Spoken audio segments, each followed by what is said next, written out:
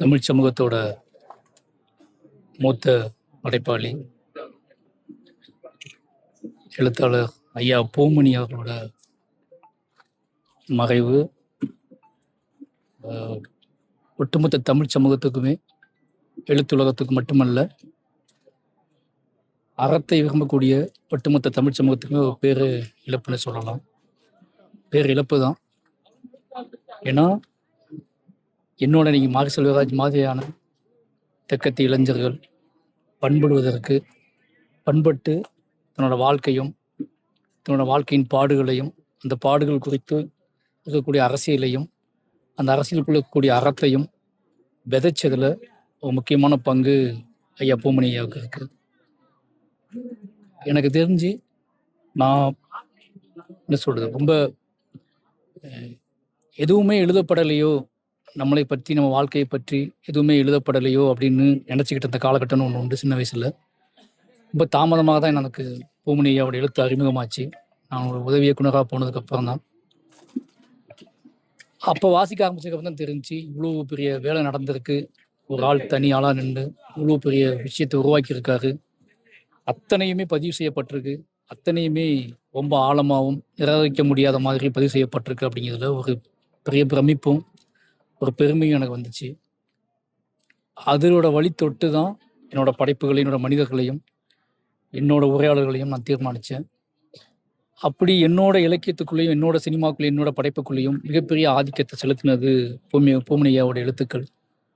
அவரோட இழப்பு அப்படிங்கிறது நிச்சயமாக தமிழ் சமூகத்துக்கு, அல்லது இன்னுமேல் இங்கே வாழக்கூடிய இந்த மாதிரியான வெக்கையான ஊரில் வாழக்கூடிய என்னை போன்ற இளைஞர்களுக்கு, இன்னும் நம்பிக்கையோட காத்துக்கிட்டு இருக்க இளைஞர்களுக்கு ஒரு பேரிழப்பு.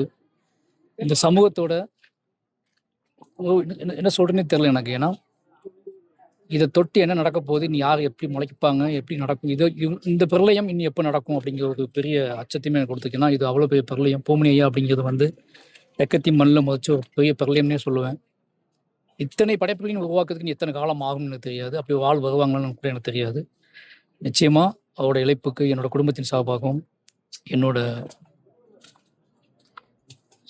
நண்பர்கள் சார்பாகவும், ஒட்டுமொத்த என் சமூகத்தின் சார்பாகவும் அவருக்கு என்னோட இரங்கலை தெரிவிச்சுக்கிறேன். பூமணியினுடைய படைப்புகள் எந்த அளவுக்கு திரைப்படத்துறை தாக்கத்தை ஏற்படும்? அது வாசிச்சவங்களை பொறுத்து தான். எனக்கு நான் ஒரு சிறந்த படைப்பாளியா இருக்கேன் அப்படின்னா, எனக்குள்ள ஒரு அறம் இருக்கு, எனக்குள்ள ஒரு வாழ்க்கை இருக்கு. அந்த வாழ்க்கைக்குள்ள முக்கியமான விஷயங்கள் இருக்கு அப்படின்னு நீங்க நான் வந்து ஒரு சாதாரண ஊர்ல இருந்து கிளம்பி வந்து நீங்க படம் பண்ணி அதை முக்கியமான படங்களா கொடுத்துருக்கு அப்படின்னா, அதுக்கு பூமணி ஐயாவோட தாக்கம் ரொம்ப மற்றவங்க எப்படின்னு எனக்கு தெரியாது. எனக்குள்ள ஒரு மிகப்பெரிய பிரளயத்தை உண்டாக்குனதுல பூமணி ஐயாவோட எழுத்துக்களுக்கும் அவரோட வாழ்வுக்கும் ஒரு பங்கு இருக்கு. படைப்புகள்ல நீங்க திரைப்படமா எடுக்கிறதுக்கு வாய்ப்பு இல்லை, அதான் சொல்லலாம். என் வாழ்க்கையும் அவன் வாழ்க்கையும் ஒரே வாழ்க்கை தான். 2 பேரும் ஒரே வாழ்க்கை தான் வாழ்ந்துருக்கோம், ஒரே மண்ணில் தான் வாழ்ந்துருக்கோம், ஒரே கேள்விகளை தான் எதிர்கொண்டிருக்கோம், ஒரே மனிதர்களோட தான் புழங்கியிருக்கோம். அப்படிங்கிறனால நான் என்னோட பாடுகளையும் என்னோட வாழ்க்கையை பாட்டு முடிச்சுட்டு பேசி முடிச்சுட்டு அதுக்கு அடுத்து அது நிகழும்னு நினைக்கிறேன். நன்றி. அதப்போ பூமணி ஐயாவோட நினைவுக்கு தமிழக அரசு ரொம்ப உண்மையாகவே மிகப்பெரிய மகிழ்ச்சியாக இருக்குது. என்ன சொல்கிறது, ஒரு மகிழ்ச்சின்னு சொல்ல முடியாது.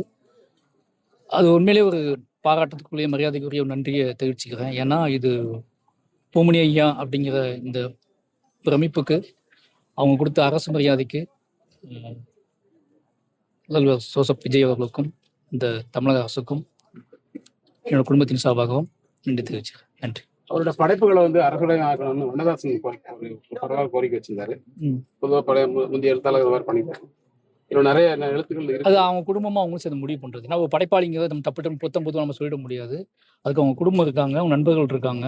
அவர்கள் படைப்பை எப்படி வெளியே இதுக்கப்போ அந்த படைப்பு அவ இல்லாதப்போ, அவர் இருக்கிறப்போ அந்த படைப்புக்குள்ள அவர் ஆளுமை செலுத்தினாரு, அவர் முடிவு எடுத்தாரு.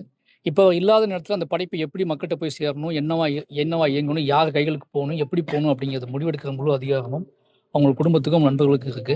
அது அவங்க தீர்மானிச்சு. ஏன்னா நிச்சயமா அது மக்களுக்கானது தான். நிச்சயமா மக்கள்கிட்ட இருக்கும்னு நம்புறேன். திரைப்படத்துறையில வந்து அவருடைய பங்களிப்பு மகாசங்க. திரைப்படத்துறை சார்பாக அவருக்கு நன்றி ஏதாவது தெரிவிக்க ஏதாவது? அதான் சொல்றேனே, தெற்கத்தி வாழ்க்கையை ஒருத்தன் படம் பண்ணணும்னு முடிவு பண்ணோம்னா பூமணி ஐயா வாசிக்காம அந்த படத்தை எடுக்க முடியாது. அப்படிங்கிறது பூமணி ஐயாவோட ஆதிக்கம், பூமணி ஐயாவோட அழுத்தம், என்ன சொல்றது, பாய்ச்சல் வந்து அந்த சினிமாக்குள்ள இருக்குங்க நான் உறுதியாக நம்புவேன். ஏன்னா நீங்க வந்து மதுரைக்கு இந்த பக்கம் படையெடுக்கணும் அப்படின்னு ஒருத்தர் முடிவு பண்ணாங்க, சினிமாவில் முடிவு பண்ணாங்கன்னா, அவங்க தேடி பிடிக்கிற முதல் வார்த்தையா பூமணி ஐயாவோட எழுத்துக்கள் இருக்குது அப்படிங்கிறது அவர் எந்த அளவுக்கு சினிமா துறைக்குள்ள சினிமா துறைக்கு மட்டும் இல்லை, இதுக்கப்புறம் யார் தேடி வந்தாலும் இந்த தெற்கத்தி மக்களோட வாழ்க்கையும் நெறிகளையும் அறத்தையும் தெரிஞ்சுக்கணும் அப்படின்னா அவன் பூமணி ஐயா வாசிக்காம சாத்தியப்படாது, முழுமை அடையாது அப்படின்னு நான் முழுமை நம்புறேன். நன்றி. Right.